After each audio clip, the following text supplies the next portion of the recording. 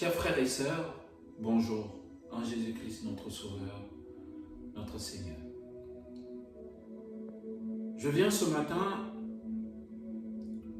vous donner la paix du Seigneur, la paix de Jésus-Christ. Pas celle du monde, mais celle de notre Seigneur Jésus. La paix qui surpasse tout entendement, la paix au-dessus de toute paix. Au nom de Jésus, demeurez bénis. Alors, si c'est la première fois que vous regardez, vous venez sur cette chaîne, sachez que sur cette chaîne, on ne juge personne. Car qui sommes-nous pour juger? On vient simplement partager la parole de Dieu. La parole qui nous a créés, la parole qui soutient toutes choses. Alors ce matin, si c'est la première fois sur cette chaîne, si c'est ta première fois sur cette chaîne, sois le bienvenu. Ici nous partageons la parole, comme je viens de dire, la parole du Seigneur.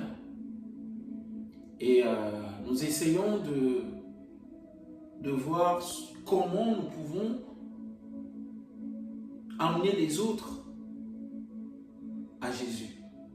Comment nous pouvons parler de notre Seigneur Jésus aux autres personnes qui n'ont pas cette connaissance de Jésus ou qui ont entendu parler de Jésus mais qui ne croient pas à notre Seigneur Jésus.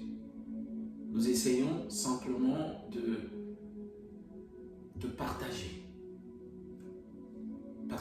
Donc, toi non plus, ne viens pas juger, ne viens pas dire la vidéo elle est mal faite, elle n'est pas mal faite. Ce n'est pas le but sur cette chaîne. Si c'est pour cette raison que tu regardes cette vidéo, alors bye bye. Ne juge pas, mais sois quelqu'un en Christ qui apporte quelque chose de nouveau dans la vie de quelqu'un d'autre. Et que le Seigneur te bénisse. Alors, tu peux t'abonner, tu peux partager, tu peux liker. Ce n'est pas pour ma gloire, ni la gloire de cette vidéo. La gloire seule au Père, au nom de Jésus. Amen. Bon, ce matin, je vais partager quelques passages de la Bible avec toi. Toi qui me regardes, toi qui regardes cette chaîne. Alors, je vais te partager. Nous allons partager ensemble le chapitre 2 du livre de la Genèse, le chapitre 2, versets 4 à 7. Je lis la parole de Dieu. Voici les origines des cieux et de la terre.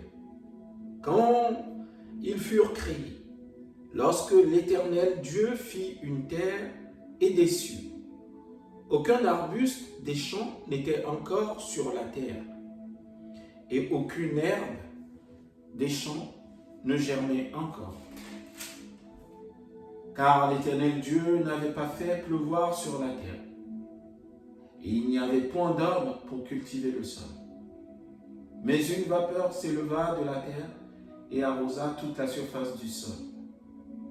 L'Éternel Dieu forma l'homme de la poussière de la terre. Il souffla dans ses narines un souffle de vie, et l'homme devint un être vivant. Alors, le deuxième passage se trouve dans le livre de Jacques.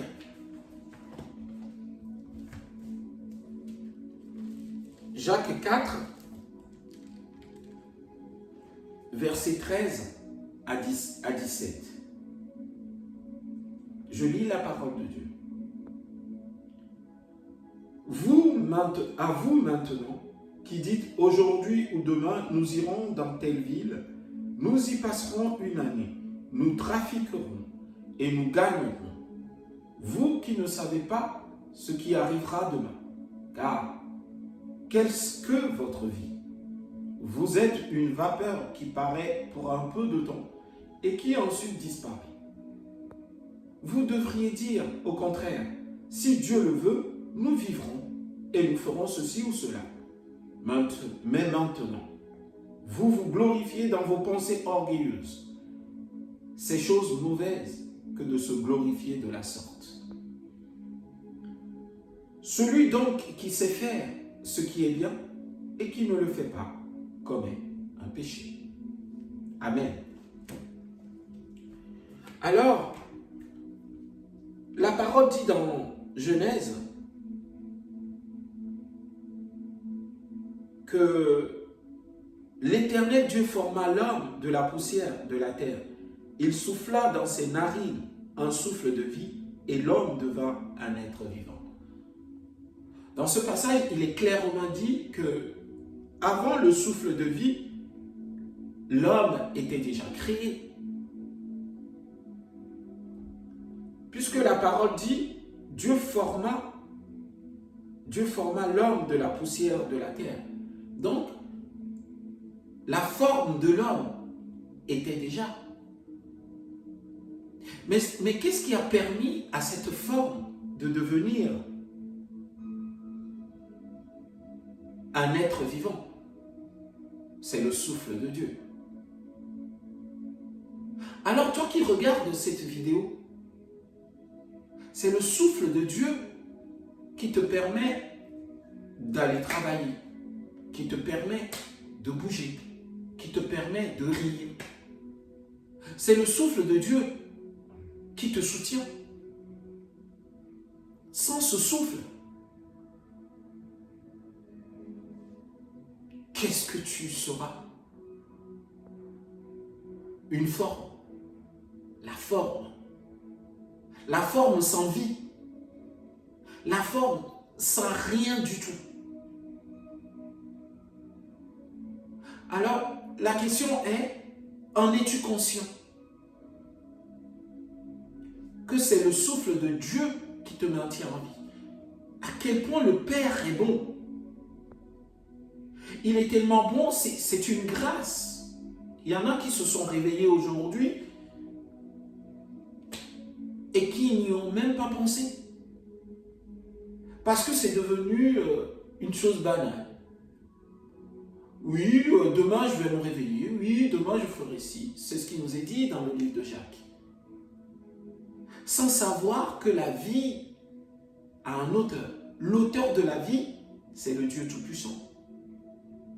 Mais la question que je te pose aujourd'hui, quand tu t'es réveillé, tu l'as remercié? Qui tu as remercié à ton réveil? Tes factures? Ton portable? Les réseaux sociaux? De qui détiens-tu la vie? La vie, elle te vient d'où? Le souffle de vie qui te maintient, qui fait en sorte que tu puisses prendre ta voiture, aller travailler, prendre le métro, aller travailler, rencontrer tes amis, rire, vous amuser. Mais d'où te vient la vie? Alors, la Bible précise encore, dans le verset 7, l'Éternel Dieu forma l'homme de la poussière de la terre. Il souffla dans ses narines un souffle de vie et l'homme devint un être vivant. Dieu forma l'homme de la poussière de la terre. Donc, sans le souffle de vie du Père, tu n'es qu'une poussière de la terre. Poussière de la terre. sans le Père.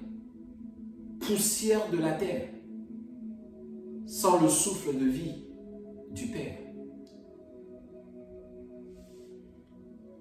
Si nous allons dans le livre de Jacques, Jacques 4,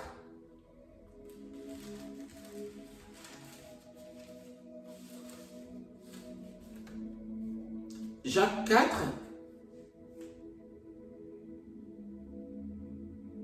il nous dit, à vous maintenant, qui dites aujourd'hui ou demain, nous irons dans telle ville. Nous y passerons une année, nous trafiquerons et nous gagnerons. Vous qui ne savez pas ce qui arrivera demain, car qu'est-ce que votre vie? Vous êtes une vapeur qui paraît pour un peu de temps et qui ensuite disparaît. Vous devriez dire, au contraire, si Dieu le veut, nous vivrons et nous ferons ceci ou cela. Mais maintenant, vous vous glorifiez dans vos pensées orgueilleuses. C'est chose mauvaise que de se glorifier de la sorte. Celui donc qui sait faire ce qui est bien et qui ne le fait pas commet un péché. Celui qui sait faire ce qui est bien et qui ne le fait pas commet un péché. Vous faites des programmes, vous faites des projets sans y associer le Père, l'auteur de la vie qui est en toi. Demain, je ferai ci, demain, je ferai ça. Qui te dit que tu arriveras jusqu'à demain? Le programme que tu as fait. Qui te dit que le Seigneur te donnera la vie demain?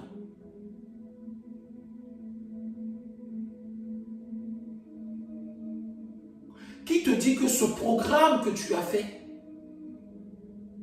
on ne mettra pas quelqu'un d'autre à ta place?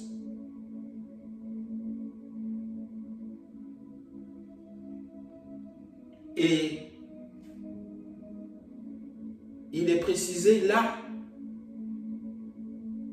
vous devriez dire au contraire, si Dieu le veut, si Dieu me donne la vie.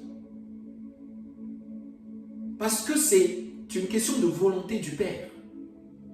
S'il veut, il te donne la vie demain. S'il veut, il te la retire. Mais est-ce que tu es conscient que sans Dieu, tu n'es rien? Sans ce souffle de vie, tu n'es rien. C'est pour ça que Jacques précise, là, justement, mais maintenant, vous vous glorifiez dans vos pensées, dans tes pensées. Qu'est-ce qui est dans tes pensées? Et quand je dis dans tes pensées, je parle de moi, bien sûr aussi. Donc, je vais reformuler ma phrase. Qu'est-ce qui est dans nos pensées souvent? Nous nous frappons la poitrine. Nous pouvons ci, nous pouvons ça. D'où nous vient cette force? Nous nous glorifions. Il suffit, des fois, nous passons dans la rue, nous donnons quelque chose à quelqu'un ou nous lui offrons quelque chose. La personne ne dit pas merci, on se retourne, on dit, mais tu aurais pu dire merci quand même. Mais nous, quand le Père nous donne la vie le matin, est-ce que nous prenons le temps de lui dire merci? Mais nous réclamons le merci, nous réclamons un merci à chaque fois qu'on donne quelque chose. Un stylo que tu donnes à quelqu'un, tu réclames un merci. Mais toi, quand tu te réveilles, l'auteur de la vie, non. Bon, ça, c'est...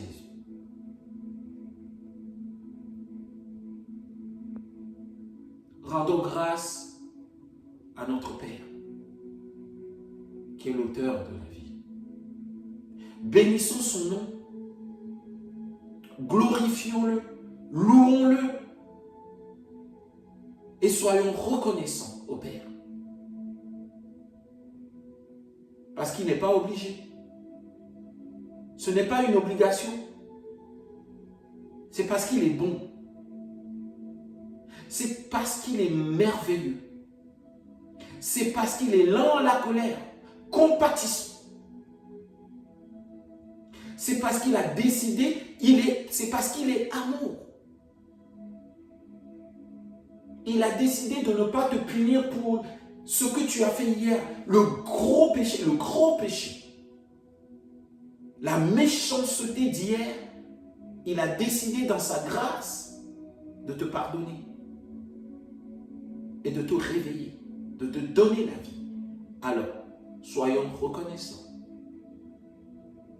Glorifions son nom, bénissons son nom, chantons sa gloire tous les matins quand il nous donne la vie, quand on se réveille. Souvenons-nous que nous sommes soutenus par ce souffle de vie, par sa parole. Car la Bible nous dit qu'il soutient toutes choses par sa parole. Que toute la gloire revienne à notre Père. Que toute la gloire revienne à notre Père. Et que son nom soit glorifié dans le nom de Jésus-Christ. Maintenant, nous pouvons prier une petite prière. Père excellent, je te rends grâce encore ce matin. Je bénis ton nom ce matin. Je te donne toute la gloire pour la vie de chacun d'entre nous. Merci pour le souffle de vie encore aujourd'hui. Merci de nous pardonner au nom de Jésus-Christ. Père, nous confessons nos péchés. Nous confessons que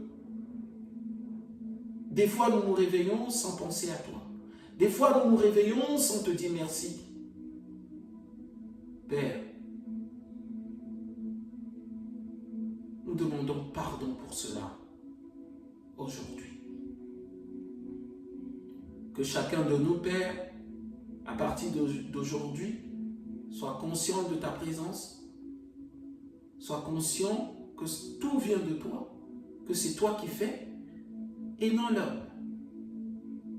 Que nos programmes, Père éternel, s'inclinent devant tes programmes, devant tes projets pour nous, au nom de Jésus-Christ. Excellent Père de grâce et de lumière, merci pour la parole partagée aujourd'hui. Que chacun de nous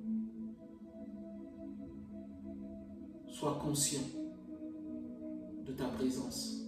Fais-nous grâce, ô Père, au nom de Jésus, ton Fils, notre Sauveur, notre Seigneur, notre Maître. Merci pour tout, Papa. Amen. Demeurez bénis dans sa grâce. Et à la prochaine. Bye bye.